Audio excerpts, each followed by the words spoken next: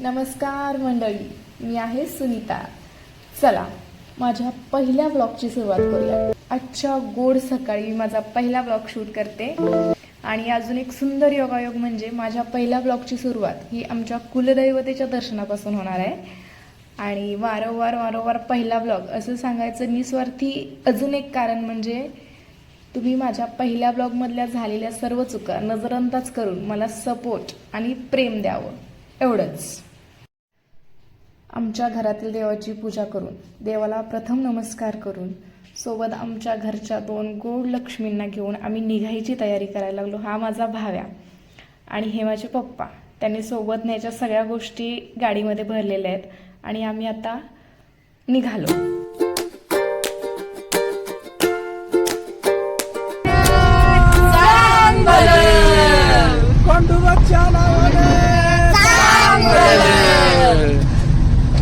देवाच्या घोड्याचं देवाच्या काठीचं बसलो. इतक्यातच माझ्या वहिनींना आणि बहिणीला भूक लागली. मग काय, महाराष्ट्राचं सर्वांचं आवडता पदार्थ मस्त गरम गरम वडापावचा आस्वाद घेतला आणि परत प्रवासाला सुरुवात केली. आणि थोड्याच वेळात आम्ही आमचे कुलदैवत स्थित असलेल्या तळबिड या गावात पोहोचलो. प्रथमच आम्हाला सरसेनापती हंबीरराव बाजी मोहिते यांच्या समाधींचे दर्शन घडले. हे छत्रपती शिवाजी महाराजांचे प्रमुख सेनापती होते. त्यांनी अनेक लढ्यांमध्ये मराठा सैन्याचे यशस्वी नेतृत्व केले होते. छत्रपती शिवाजी महाराजांनंतर छत्रपती संभाजी महाराजांना देखील त्यांनी साथ दिली होती.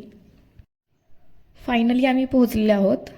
आमच्या कुलदैवताचे मंदिर हे डोंगरावर आहे. डोंगराचं नाव आहे किल्ले वसंतगड आणि आम्ही क्षणाचाही विलंब न करता डोंगर चढायला सुरुवात केलेली आहे. डोंगर चढताना सुरुवातीला काही अंतरापर्यंत या अशा पद्धतीच्या पायऱ्या आहेत आणि आम्ही सर्वजण पायऱ्या चढत आहोत. माझे मम्मी आणि पप्पा देखील हळूहळू पाठीमागून पायऱ्या चढत येत आहेत आणि इथून सुंदर असं निसर्ग सौंदर्य अनुभवायला मिळते. आमच्या सर्वांची घाई सुरू आहे कारण पावसाच्या अगोदर डोंगरावर पोचायचं होतं.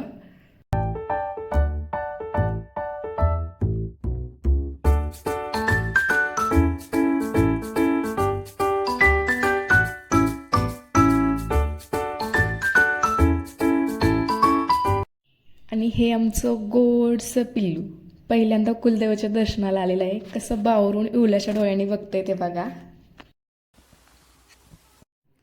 आणि इकडे ही आमची झाशीची राणी छोट्या छोट्या पावलांनी डोंगर चढते. खूप कौतुक वाटतं मला माझ्या बाळाचं. पायऱ्या संपल्यानंतर हा असा रस्ता सुरू होतो. हा रस्ता थोडा अरुंद असल्याने डोंगर चढायला थोडीशी भीती वाटते, सोबत लहान मुली असल्यामुळे.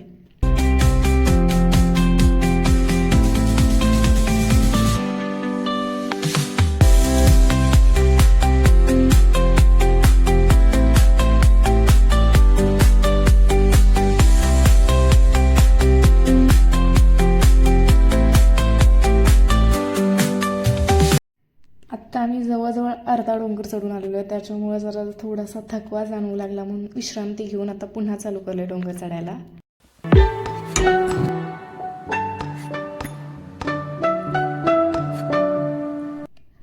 आमची राणी दगडातून वाट काढत काढत खूप मेहनतीने डोंगर चढते. ती अख्खा डोंगर चढलेली आहे. तिला डोंगरावर पोहोचेपर्यंत कोणीच उचलून घेतलेलं नाहीये. डोंगराची उंची ही सुमारे 930 मीटर इतकी आहे.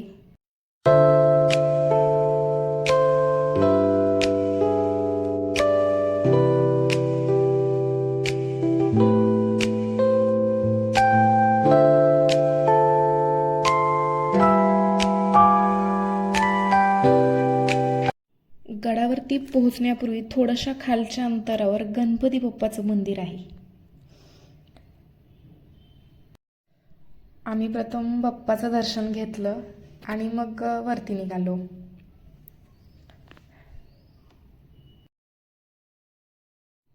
डोंगराच्या शेवटी म्हणजे डोंगर चढून संपल्यानंतर थोड्या या अशा दगडी पायऱ्या आहेत. आम्ही डोंगर चढून मंदिरात पोहोचलो आणि नशीब आमचं इतकं छान की तिथे आरती सुरू होती आणि ती आम्हाला भेटली. मंदिराची रचना ही जुन्या बांधणीची आहे आणि हे जे मंदिर आहे ते वसंतगडाच्या मध्यभागी आहे. चैत्रातल्या दुसऱ्या पंधरवड्यात इथे मोठी यात्रा भरते आणि ही आहे आमच्या कुलदेवतेची मूर्ती. यांच्या उजव्या बाजूस जोगेश्वरी मातेची मूर्ती तर डाव्या बाजूस जनाई देवीची मूर्ती आहे. या दोन त्यांच्या बहिणी असल्याचे मानले जाते. आम्ही देवाचे दर्शन घेतले आणि परत निघालो. देवदर्शन व्यवस्थित पार पाडल्यानंतर आम्ही परतीच्या प्रवासाला निघालो. एवढा मोठा डोंगर उतरायचा होता परत. देवदर्शन झाल्यानंतर भरपूर भूक लागली होती म्हणून पूजा करायला बसलो. येतानाच घरून जेवण बांधून आणलेलं होतं. मस्त जेवण केलं आणि पुन्हा डोंगर उतरायला सुरुवात केली. या दोघी मामी भाची एकमेकींचा आधार घेत घेत रस्ता कमी करत होत्या. ही माझी वहिनी आहे. आमच्या घराला एकत्र बांधणारा दोर. आमच्या पवारांचं नशीब खूप छान की एवढी छान आम्हाला लक्ष्मी मिळाली. उतरताना थोडा थोडा पाऊस सुरू झाला होता. सर्वजण खाली पोहोचले होते तरी देखील मी आणि माझी मम्मी वरतीच होतो. थोड्याशा पावसामुळे चिखल झालेला आणि माझ्या मम्मीला थोडासा गुडघ्याचा प्रॉब्लेम असल्यामुळे मी देखील तिच्यासोबत थांबले होते. पावसात भिजत भिजत कसं बसं आम्ही गाडीपर्यंत येऊन पोहोचलो.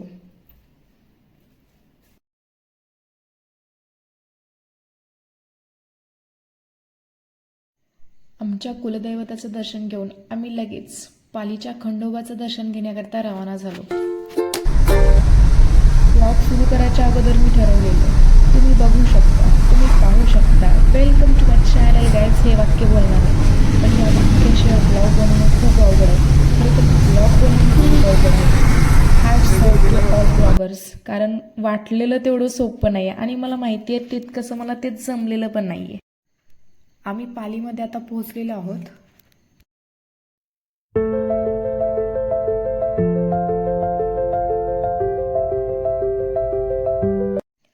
गाडी पार्किंगसाठी समोर जागा नसल्याने आम्ही इथून पायी चालत मंदिरापर्यंत निघालेलो होतो. ही माझी राणी गाडीमध्ये झोपलेली होती. तिला झोपेतून उठवलं आणि घेऊन आलो मंदिरात. मंदिराच्या प्रवेशद्वारातून आतमध्ये प्रवेश केला. असे नवीन लग्न झालेली बरेच जोडपे आम्हाला बघायला मिळाले लग्नाचा सीझन असल्यामुळे.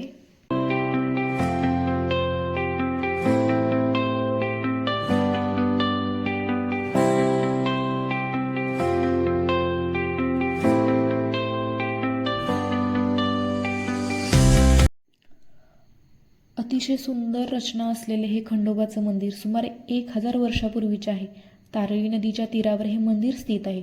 येथील खंडोबा व म्हाळसा यांची विवाह यात्रा बरीच प्रसिद्ध आहे. यात्रेला लाखो भाविक उपस्थित राहतात. बरेच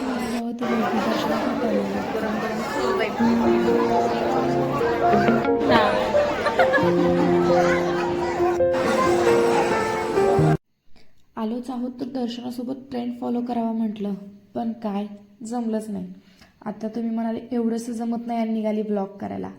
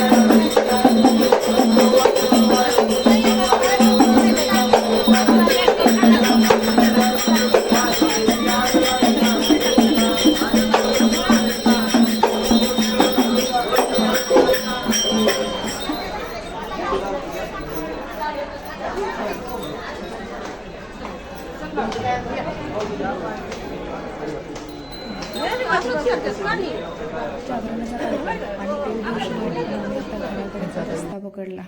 भरपूर रस्त्याला पाऊस होता.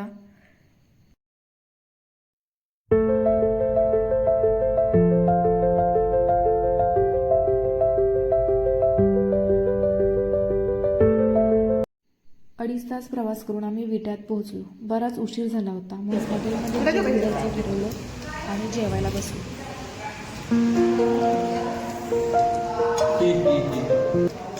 जेवण केलं आणि आता घरी निघालो. पाऊस सुरू होता. घेतला होता. तुला काय माहिती आहे की आम्हाला माहित नाही. आमच्या गावचं नाव सांगायचं राहिलंच.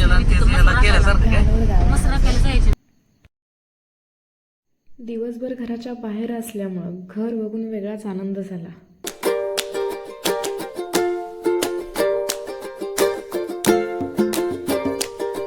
दिवसभर प्रवास आणि देवदर्शन करून थकून आम्ही आता घरी पोहोचलेलो होतो. गाडीतलं सर्व सामान खाली उतरवलं, त्या पिशव्या अशाच ठेवलेल्या. घरी यायला आम्हाला 11:15 वाजले होते. आणि आजच्या दिवसासोबतच आजचा माझा पहिला ब्लॉग इथंच संपतो. Bye bye.